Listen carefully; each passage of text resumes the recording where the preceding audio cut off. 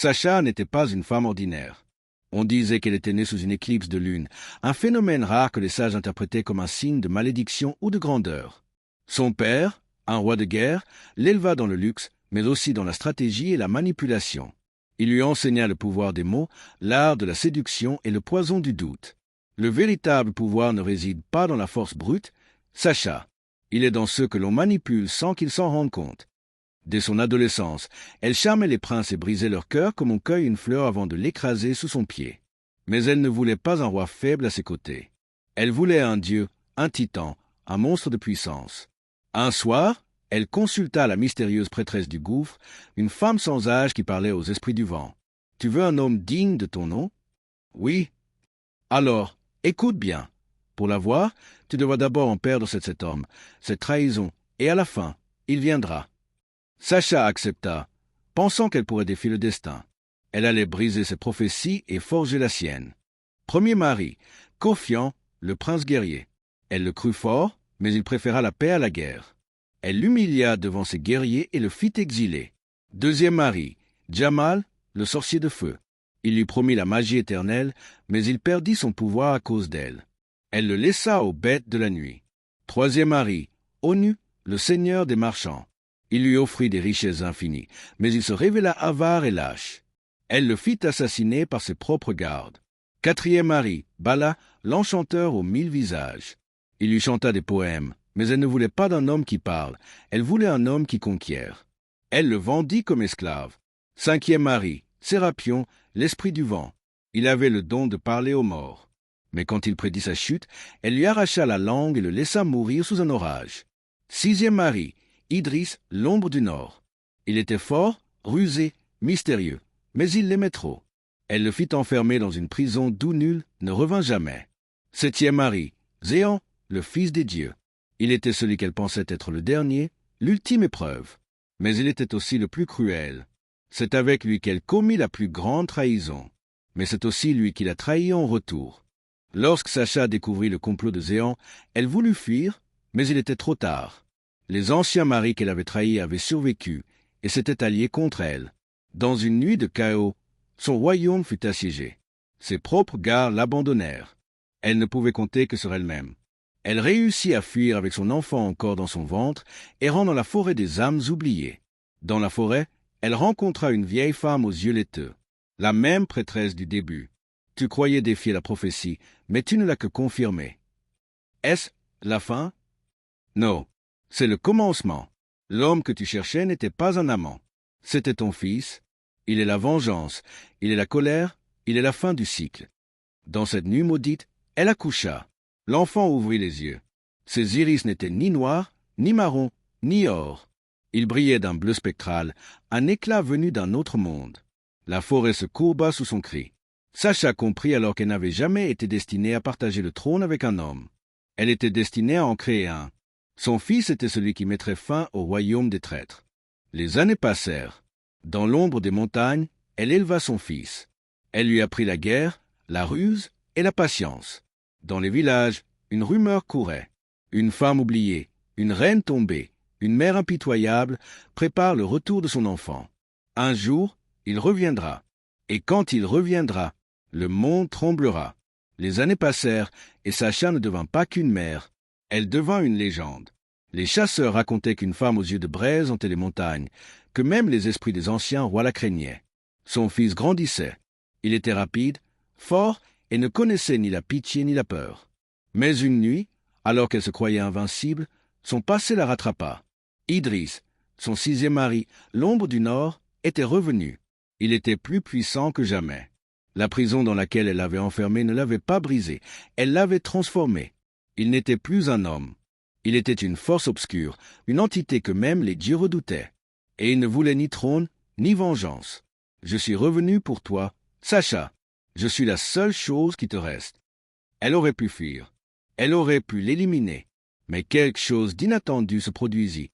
Elle l'aima. Pour la première fois, elle sentit son cœur vaciller. Idris ne la voulait pas comme trophée. Il ne cherchait pas à la dominer. Il voulait juste la sauver d'elle-même. Sacha se laissa emporter par cette passion nouvelle, un amour sans trahison, sans calcul.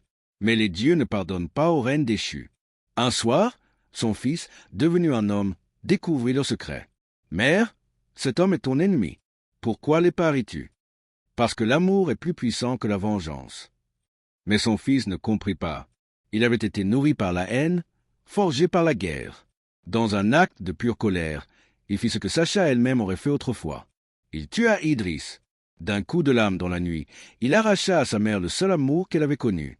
Sacha, elle qui avait toujours dominé et détruit, sentit son propre cœur brûler dans l'agonie. Son fils était devenu exactement ce qu'elle avait voulu. Il était fort, sans peur, sans attache. Mais il était aussi devenu son bourreau. En voyant la douleur dans ses yeux, il comprit trop tard. « Mère, je voulais seulement te protéger. » Elle posa une main glacée sur sa joue. « Non, mon fils, tu as fait pire que tous les autres. Tu as brisé mon cœur. » Les cieux grondèrent, le sol trembla. Les esprits de ces anciens maris apparurent dans le vent, comme pour juger la femme qui les avait trahis. L'amour et la puissance se consument l'un l'autre. Sacha tomba à genoux. Son regard se voila. Elle n'était plus une reine. Elle n'était plus une mère. Elle n'était plus rien. Et dans la nuit infinie, un cri déchira le monde. Son fils, accablé par le poids de son acte, disparut dans la forêt. Les légendes racontent qu'il devint le roi maudit, le souverain de l'ombre, hanté par le fantôme de sa mère. Certains disent que Sacha erra à jamais, cherchant à se venger de son propre fils. D'autres disent qu'elle se transforma en étoile, veillant sur ceux qui, comme elle, avaient tout sacrifié pour un rêve impossible. Sacha gisait dans la boue, le souffle court, les yeux fixés sur son fils. Autour d'eux, la forêt elle-même semblait pleurer. Le vent murmurait les noms de ses anciens amants. Les esprits qu'elle avait trahis riaient dans l'obscurité. Elle, la reine qui avait manipulé, trahi et conquis, venait d'être trahie par le seul être qu'elle avait véritablement aimé. Son fils, debout, tremblait, le couteau sanglant dans sa main. « Mère, je... » Mais il n'y avait plus de mots. Les dieux regardaient, et ils décidèrent de la punir. Sacha sentit le temps se tordre autour d'elle. Une voix venue du néant s'éleva. « Tu as défié le destin. Sacha, tu as brisé des âmes et piégé des cœurs. À ton tour d'être piégé. » Son corps devint poussière, mais son âme ne disparut pas. Elle sentit une force la tirer en arrière, comme si l'univers lui-même la ramenait en arrière. Elle ouvrit les yeux. De nouveau belle. Le temps avait recommencé. Elle était de retour au tout début de son histoire. Devant elle, son premier mari, confiant, lui souriait tendrement. « Sacha, ma lune, ma reine, seras-tu mienne ?» Elle haleta. Son cœur battait à tout rompre. Elle se souvenait de tout. Elle savait comment tout allait finir. Mais pouvait-elle changer son destin? Ou était-elle condamnée à revivre éternellement son propre cauchemar? Encore et encore, Sacha ferma les yeux. Elle pouvait fuir. Elle pouvait rompre le cycle. Mais une voix intérieure la tentait.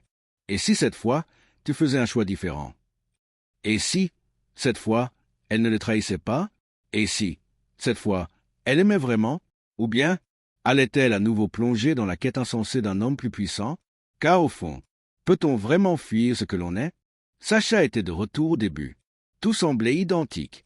Les murs de pierre du palais, le parfum des fleurs de baobab dans la brise, le regard amoureux de Kofian, son premier mari. Mais elle savait que si elle disait « oui », le cycle recommencerait. Encore et encore. Elle savait qu'elle chercherait un homme puissant, trahirait, tomberait et mourrait encore sous la main de son propre fils. Non, pas cette fois. Elle prit une décision qu'elle n'avait jamais prise auparavant. Non, Kofian, je ne veux pas être ta femme. Un silence abattit sur le palais. Kofian cligna des yeux, surpris. Jamais, dans aucune version du cycle, elle n'avait refusé. Dans le ciel, les dieux frémirent. Elle dévie du chemin. Ce n'est pas possible. Elle ne peut pas briser la boucle. Mais Sacha avait changé. Elle avait vécu et revécu cette tragédie trop de fois. Elle ne voulait plus d'un homme. Elle voulait du pouvoir par elle-même. Cette nuit-là, elle fuit le palais. Pas de mari, pas de trahison, pas de descendance maudite. Mais le destin n'aime pas être défié. Alors qu'elle marchait dans les ténèbres, les esprits de ses anciens maris apparurent autour d'elle. Jamal, le sorcier de feu. Bala, l'enchanteur. Idriss, l'ombre du nord. Tous étaient là, leurs visages hantés par les souvenirs de sa trahison. « Tu penses pouvoir nous effacer ?» murmura Idriss. « Tu crois pouvoir fuir qui tu es ?» Sacha refusa d'avoir peur. Elle leva la tête et déclara. « Cette fois, je ne veux plus être celle qui trahit, mais celle qui bâtit. Mais les dieux ne la laisseraient pas faire. Une force invisible la projeta dans un temple oublié, au cœur de la jungle. Devant elle, un trône d'or et d'obsidienne illuminé par une flamme bleue. Et une voix ancienne s'éleva. « Sacha, tu veux briser ton destin? Alors, choisis astérisque. Soit tu redeviens reine et acceptes de revivre ce cycle éternel. Astérisque, soit tu t'empares du trône, mais en payant le prix ultime. Quel prix? Demanda-t-elle. Si tu prends ce trône, tu ne seras plus jamais humaine. Tu deviendras un esprit immortel, mais seul. À jamais. Elle regarda le trône. C'était le pouvoir absolu. Pas d'amour, pas d'homme, pas de trahison. Seulement elle et l'éternité. Ses doigts effleurèrent l'offroi du siège. Puis elle s'arrêta. Elle pensa à son fils. Celui qui, dans l'ancienne vie, l'avait tué. Avait-il vraiment été son bourreau ou son ultime leçon? Elle comprit alors que la vraie puissance n'était pas dans le trône, ni dans un homme, ni dans une quête insatiable. Elle était en elle, et pour la première fois en 1000 vies, elle tourna le dos au pouvoir. Elle quitta le temple, laissant le trône derrière elle. On raconte que Sacha disparut ce jour-là. Elle ne revint jamais dans son royaume. Elle ne chercha plus jamais un mari. Certaines histoires disent qu'elle traversa le monde, enseignant aux femmes comment ne jamais tomber dans le piège du pouvoir mal compris. D'autres murmurent qu'elle garde toujours un œil sur l'humanité, un esprit libre qui erre à travers le vent et la lune, veillant sur celles qui, comme elle autrefois, cherchent leur destin. Peut-être que, parfois, dans les nuits sans lune, si vous écoutez bien, vous entendrez son murmure dans le vent. Sacha marchait loin du trône maudit, son cœur plus léger qu'il ne l'avait jamais été. Elle savait qu'elle venait de faire ce qu'aucun mortel n'avait jamais osé, refuser le destin écrit par les dieux. Mais alors qu'elle franchissait le dernier seuil du temple, le ciel se fendit en deux. Une tempête de flammes et de ténèbres s'éleva autour d'elle. Et une voix tonna, puissante, terrifiante, celle du plus ancien des dieux. « Sacha, tu crois que tu peux fuir ton histoire ?» Une silhouette apparut dans la lumière. Un être immense, dont le corps semblait fait d'étoiles et d'ombres mouvantes. Le Père des dieux, le Créateur des cycles, celui qui avait, encore et encore, tissé le fil de son destin. « Tu n'es qu'un pion, Sacha. Nous t'avons créé pour suivre cette route. Tu ne peux pas t'en écarter. » Ces paroles étaient lourdes comme la pierre, inévitables comme la mort. Mais Sacha, cette fois, ne plia pas. Elle regarda l'être divin et, pour la première fois, lui répondit. « Vous vous trompez. Ce n'est pas vous qui m'avez créé. C'est moi. » Elle avait été façonnée par ses propres choix. Elle avait souffert, trahi, aimé, pleuré. Elle s'était éveillée. Alors, au lieu de reculer, elle avança, pas avec violence, pas avec haine, mais avec une certitude absolue. Elle n'appartenait à aucun dieu. Les dieux hurlaient, leur pouvoir tremblait. Le cycle millénaire, celui qui devait se répéter pour l'éternité, était en train de se briser. Ils tentèrent de la détruire, de l'effacer de l'histoire elle-même. Mais c'était trop tard. Sacha avait transcendé leur emprise. Son corps devint lumière, son esprit devint vent. Et dans un dernier murmure, elle devint immortelle, mais pas comme il l'avait prévu. Depuis ce jour, on dit que Sacha n'appartient plus à ce monde, ni à aucun autre. Elle est dans chaque femme qui cherche sa propre voie, dans chaque homme qui refuse la soumission au destin, dans chaque enfant qui rêve de créer sa propre histoire. Et parfois, lorsque la nuit est claire et que le vent danse entre les arbres, si vous fermez les yeux et écoutez, vous entendrez son rire. Car Sacha, la reine qui voulait tout posséder, a finalement trouvé la seule chose qui compte vraiment, la liberté. Le temps passa, les royaumes tombèrent et furent oubliés, les dieux eux-mêmes disparurent dans l'oubli. Mais une nuit, sous une lune roussant, une jeune femme se tint au sommet d'une montagne sacrée. Elle s'appelait Nia. Elle était seule, rejetée, poursuivie par ceux qui refusaient de la voir libre. Dans ses mains, une dague ancienne gravée de symboles oubliés. Sur ses lèvres, un nom interdit. Sacha. Le vent s'arrêta. Les étoiles frémirent. Puis, dans l'obscurité, une voix s'éleva. Une voix douce et forte à la fois. « Pourquoi m'invoques-tu, enfant ?» Nia tomba à genoux, les larmes aux yeux. « Parce qu'on veut me briser. Parce qu'on veut m'enchaîner. Je refuse. » Le silence régna. Puis, un éclat de lumière, une silhouette aux cheveux noirs et aux yeux de feu. Sacha était de retour. Elle regarda Nia avec douceur. Elle se vit en elle, cette même flamme dans le regard, ce même désir de se libérer. Ils veulent t'enchaîner? Alors, brise leur chaîne. Mais comment? Je ne suis pas fort. Sacha sourit. La force n'est pas dans les muscles. Elle est dans la volonté. Nia sentit une chaleur envahir son cœur. Elle n'était plus seule. Elle portait désormais l'âme de Sacha en elle. Et lorsque l'ennemi viendrait, elle serait prête. Le nom de Sacha ne disparut jamais. Car chaque fois qu'une femme refusait d'être brisée, chaque fois qu'un homme refusait d'être un pion du destin, chaque fois qu'un enfant rêvait d'un avenir différent, elle renaissait, non plus comme une reine, non plus comme une amante, mais comme une flamme éternelle. Car même les dieux peuvent tomber. Mais la liberté, elle, ne meurt jamais. La nuit où Nia invoqua Sacha, le monde changea. Les ténèbres approchaient, et avec elles, les oppresseurs. Un roi tyrannique et son armée de fer, venu écraser la révolte des femmes et des hommes qui rêvaient de liberté. Nia, pourtant jeune et seule, ne trembla pas, car en elle, le feu de Sacha brûlait. Quand les guerriers vinrent pour la capturer, elle ne se cacha pas. Elle se tint debout au sommet de la montagne, les bras ouverts. Le vent soufflait, la terre tremblait, et alors que les soldats s'apprêtaient à l'empoigner, une tempête de flammes éclata. Sacha était là, non plus comme une femme, non plus comme une reine, mais comme une force ancienne, une entité de lumière et d'ombre, née du refus d'être brisée. Les soldats reculèrent, terrifiés. Le roi tyrannique s'avança, son épée levée. « Tu n'es qu'un fantôme, Sacha, tu ne peux rien contre moi. » Sacha, l'esprit mortel, sourit. « Si j'étais seulement un fantôme, pourquoi as-tu peur ?» D'un geste, elle tendit la main vers Nia. « Cette bataille n'est pas la mienne, elle est la tienne. » Nia sentit une force nouvelle l'envahir. Et lorsqu'elle parla, sa voix portait l'écho des siècles passés. « Mon nom est Nia. Je ne suis pas seul. Nous ne sommes pas seuls. » Derrière elle, des milliers de voix s'élevèrent. Femmes, hommes, enfants, les oubliés, les opprimés, les invisibles. Ils étaient tous là. Et cette nuit-là, le roi tomba, pas sous la lame de Nia, mais sous le poids de son propre règne de peur, brisé par ceux qu'il croyait asservis. Lorsque l'aube se leva, Nia chercha Sacha du regard. Mais elle n'était plus là. Elle était partie, son devoir accompli. Une dernière fois, sa voix résonna dans le vent. « Vous n'aurez plus jamais besoin de moi. Vous êtes libre. » Et alors, elle disparut, non pas comme une ombre effacée, mais comme une étoile nouvelle dans le ciel.